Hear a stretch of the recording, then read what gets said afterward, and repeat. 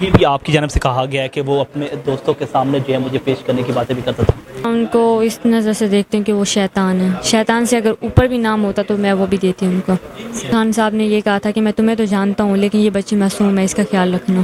یہ عامر لیاقت کو پتا, وہ جو تہمتیں لگا رہے ہیں. السلام علیکم ناظرین, آپ کا میزبان ذیشان البانی آپ کی خدمت میں حاضر ہے اور آپ دیکھ رہے ہیں ریئل پاکستان. ناظرین, رکن صوبائی اسمبلی ڈاکٹر عامر لیاقت چند ماہ پہلے جو ہے لوہترہ کے ایک گاؤں میں شادی کرتے ہیں. میاں شاہ ہمارے ساتھ موجود ہیں جن سے انہوں نے شادی کی تھی تیسری, لیکن وہ جو شادی جو ہے وہ محبت کی شادی تھی, لیکن اچانک جو ہے وہ کچھ محبت میں نہیں بلکہ ظلم میں بدل گئی ہے. اس وقت میرے ساتھ دانیہ شاہ موجود ہیں, یہ معاملات ہوئے کہ ان سے جانتے ہیں. السلام علیکم. وعلیکم السلام. میڈم یہ بتائیے گا کہ آپ نے محبت کی شادی کی تھی 4 ماہ پہلے, اچانک سے کیا ہوا کہ بات طلاق تک آ گئی؟ دیکھیں, انہوں نے یہاں پہ پولیس کو کال کی, پہلے قدم انہوں نے بڑھایا, بہت سی دھمکیاں دی.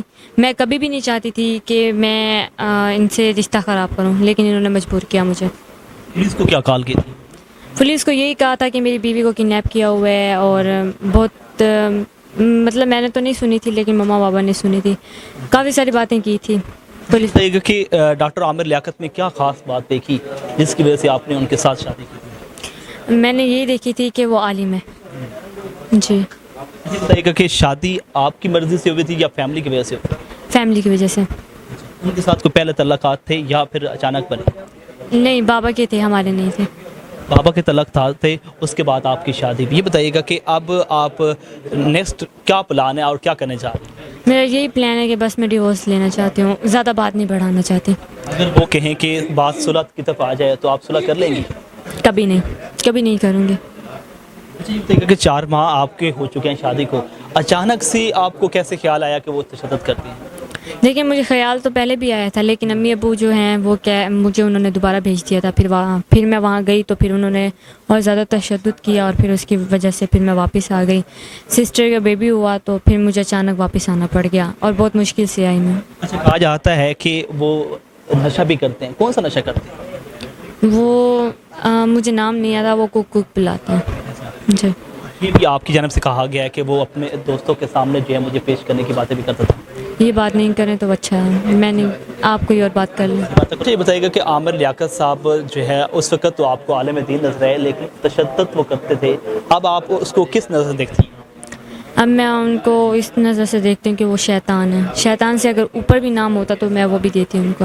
جی. یہ بتائیے گا کہ جب ڈاکٹر عامر لیاقت اور آپ کی جو ہے پرائم منسٹر عمران خان صاحب سے ملاقات ہوئی تو عمران خان صاحب نے کیا کہا تھا؟ عمران خان صاحب نے یہ کہا تھا کہ میں تمہیں تو جانتا ہوں لیکن یہ بچی معصوم ہے, اس کا خیال رکھنا. اچھا, یہ کہا جا رہا ہے کہ آپ کو کروڑوں روپے دیے گئے ہیں اور آپ کروڑوں روپے لے کے آئی ہیں عامر لیاقت صاحب سے, جبکہ ہم نے آپ کے گھر کی حالت دیکھی ہو تو یہاں پر تو ہمیں کوئی گاڑی نظر نہیں آئی, اس کی کیا حقیقت ہے؟ یہ عامر لیاقت کو پتا, وہ جو تہمتیں لگا رہے ہیں. جی. اور جو پاکستان کے لوگ ہیں, کچھ لوگ ہیں جو مان رہے ہیں, اس کی جھوٹی باتوں میں آ رہے ہیں.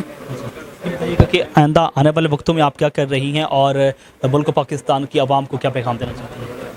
جنہوں نے مجھے سپورٹ کی, صبر دیا, ان کے لیے بہت بہت شکریہ, بہت بہت شکریہ. اور جو مجھے سپورٹ نہیں کر رہے, دیکھیں ایک نہ ایک دن عامر لیاقت کا سچ آنا ہی تھا, جو میرے تھرو آئے یا کسی اور کے تھرو آئے. یہ آپ دیکھ لیں کہ عامر لیاقت کی یہ تیسری پتہ نہیں چوتھی شادی ہے جس میں عامر لیاقت کو آپ لوگوں نے صحیح کیا, اور ہر لڑکی کو آپ نے غلط کیا. میں آپ سے یہ گزارش کرنا چاہوں گی کہ اس بار آپ اپنے قوم کی بیٹی کو سچا کریں, اور ایک ایسے انسان کو جھوٹا کریں جو اگلی لڑکی اس کے جھانسے میں نہ پھنسے. پلیز آپ اپنی قوم کی بیٹی, اپنی قوم کی بہن کو سپورٹ کریں.